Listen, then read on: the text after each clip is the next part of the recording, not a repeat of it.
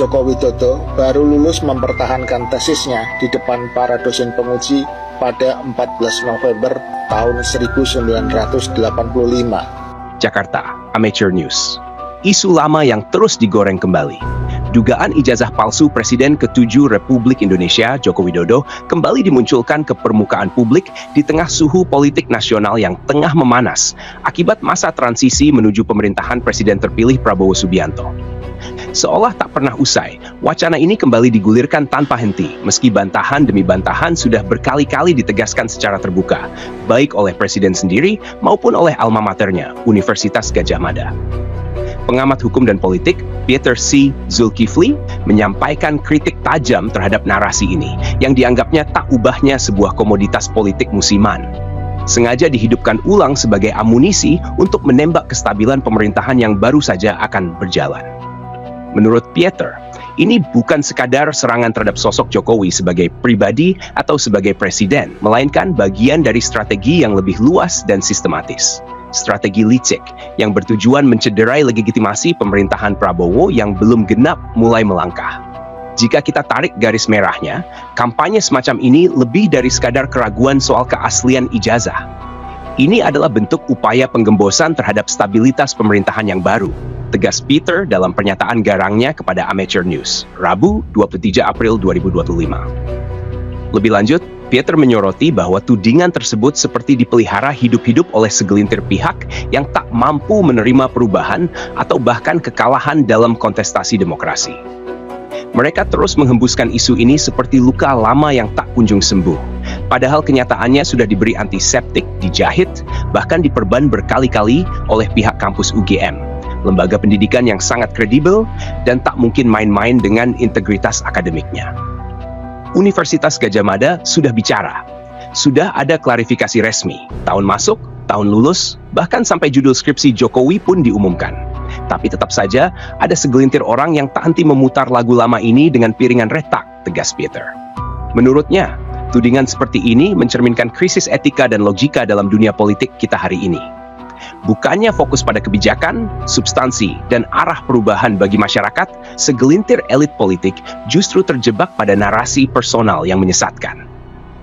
Lebih miris lagi, fitnah murah tekankan panggung luas di media sosial, bergaung, membesar, dan menjadi bola liar yang mengacaukan nalar publik. Aktori incumbent Probatio yang menuduh harus membuktikan. Kalau tidak ada bukti, ini bukan kritik, ini fitnah terang-terangan, ujar Pieter dengan nada tajam. Kritik terhadap kekuasaan adalah elemen vital demokrasi. Tapi kritik itu harus punya dasar. Tidak bisa hanya berdasarkan asumsi kebencian atau ketidakpuasan personal. Pieter menyebut bahwa ini adalah bentuk oposisi yang rusak, sebuah delusi politik yang lahir dari dendam masa lalu dan gagal mengartikulasikan perubahan secara konstruktif. Ironisnya, isu ini bukan hanya menyerang individu Jokowi atau Prabowo, tapi bisa berdampak lebih luas pada persepsi dunia terhadap demokrasi dan stabilitas hukum di Indonesia. Pieter memperingatkan bahwa narasi seperti ini bisa merusak kepercayaan publik terhadap institusi pendidikan dan mengganggu iklim investasi yang tengah dijaga mati-matian. Banyak investor asing melihat Indonesia sebagai negara yang menjanjikan.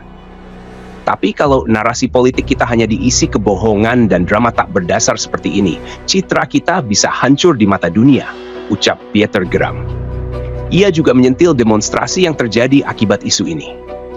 Bukannya membawa bukti-bukti baru yang mencerahkan publik, aksi-aksi tersebut justru berisi seruan provokatif yang nyaris menyerupai agitasi massa tanpa arah. Situasi ini sangat rentan disusupi kepentingan sempit dan membahayakan kohesi nasional. Pieter pun menyerukan kepada aparat penegak hukum agar tidak tinggal diam. Kebebasan berpendapat dalam demokrasi memang dijamin konstitusi, tetapi bukan berarti bebas menyebar fitnah. Di titik inilah negara harus hadir, dengan ketegasan, bukan dengan kelambanan. Negara jangan kalah oleh kebisingan. Demokrasi yang sehat memerlukan batas, dan penegakan hukum adalah penjaga akal sehat publik, kata Pieter tegas. Akhir kata, Pieter mengajak seluruh elit politik dan masyarakat luas untuk melakukan introspeksi nasional. Energi politik seharusnya diarahkan pada isu-isu yang menyentuh langsung kehidupan rakyat, seperti kesejahteraan, pendidikan, kesehatan, dan ketahanan pangan, bukan malah digiring ke jurang perpecahan oleh isu-isu usang yang tak berdasar.